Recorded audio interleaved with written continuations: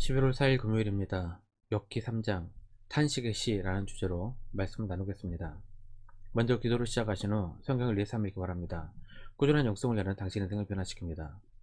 말씀 다 묵상하셨습니까? 첫 번째, 논쟁의 시작. 욥기 1, 2장은 이야기 형식으로 되어 있어 이해하기가 쉽고 재미있습니다. 사실 대부분의 사람들이 아는 욥의 이야기는 욥이 사탄의 시험을 받아 모든 재산을 빼앗기고 자녀를 빼앗겼다. 하지만 인내하고 갑절로 복을 받았다 정도일 것입니다.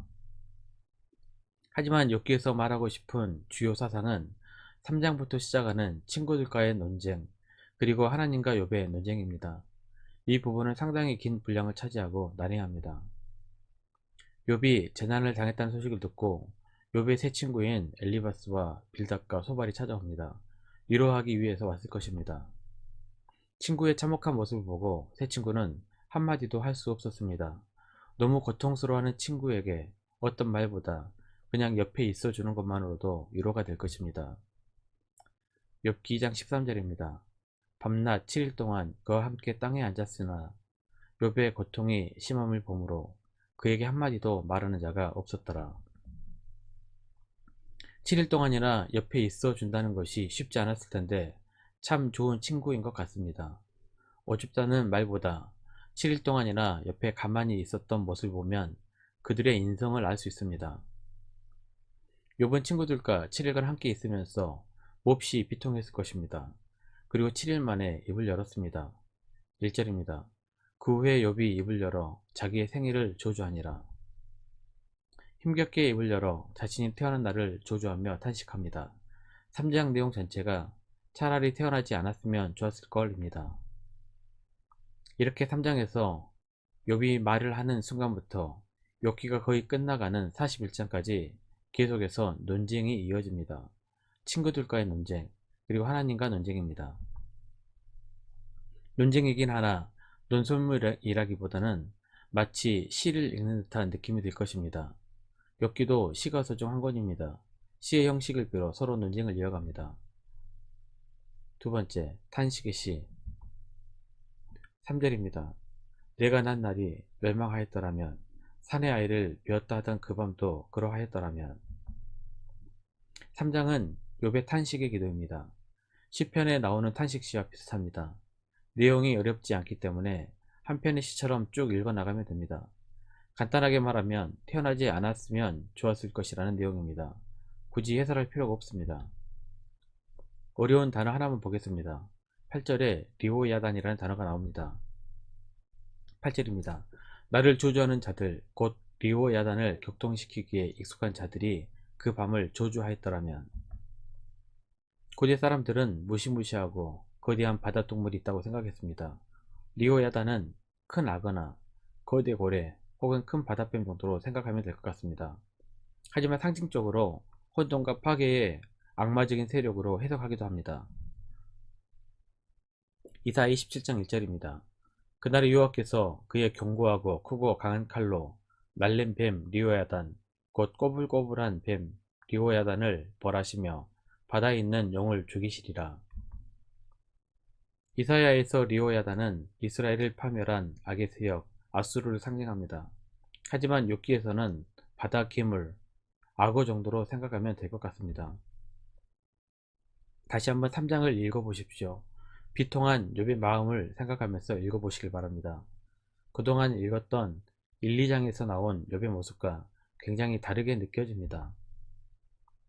1, 2장에서 욥은 비통한 고통 속에서도 하나님을 예비하고 찬양했습니다. 주신이도 거두신이도 하나님이시라는 위대한 고백을 했던 영적인 거인이었습니다. 그런데 갑자기 3장에서 자신이 태어난 날을 조주하고 있습니다. 이러한 탄식시 혹은 조주시는 시편에서 많이 발견됩니다. 자신의 신세한탄이라든지 누군가 몹시 미운 사람을 조주한다든지 하는 것은 신앙적인 모습으로 보이지 않습니다. 하지만 시편 150편 중 이러한 탄식시가 3분의 1 이상 됩니다. 탄식시 중에서도 복수나 조주의 시도 있습니다. 욥기 3장이나 시편의 탄식시 혹은 조주시는 어떤 관점을 가지고 읽어야 할까요? 두 가지 관점을 생각해 보고 싶습니다. 첫 번째, 욥의 탄식시를 읽으면 욥의 정직한 심정이 보입니다.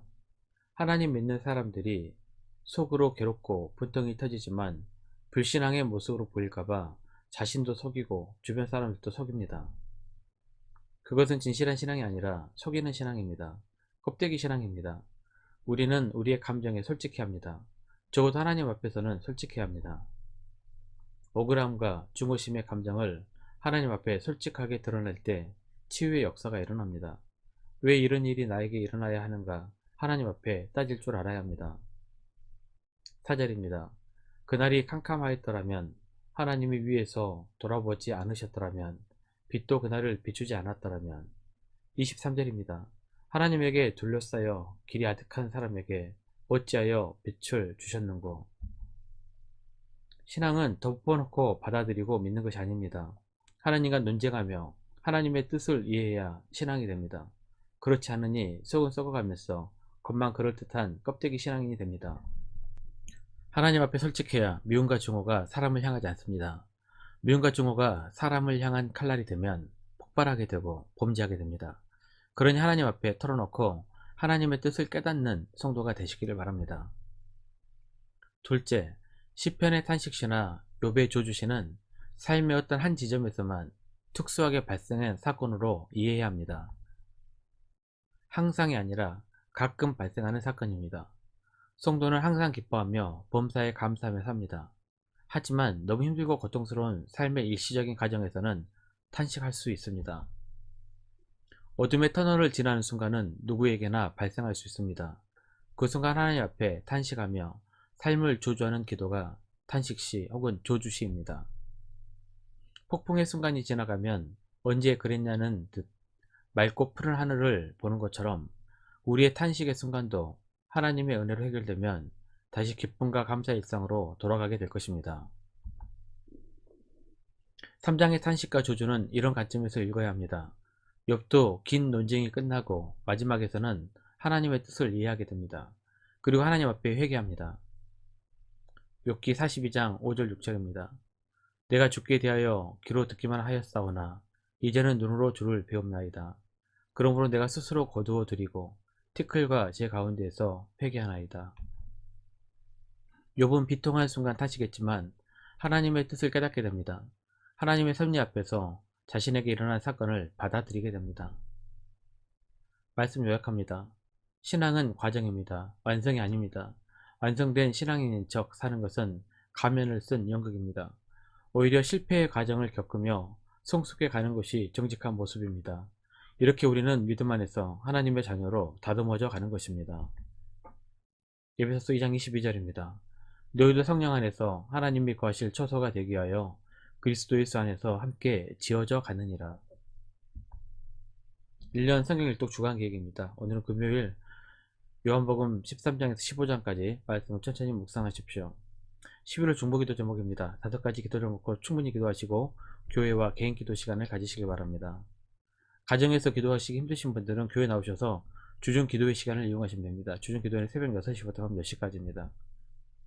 하루 30분 시간을 다시기 바랍니다. 그러면 여러분의 삶이 변화될 것입니다. 영상을 다 보신 분들은 확인 문자를 보내시거나 유튜브에 댓글로 달아주시면 정기적인 영성훈련에 도움이 될 것입니다. 오늘 하루도 승리하시기를 기도합니다.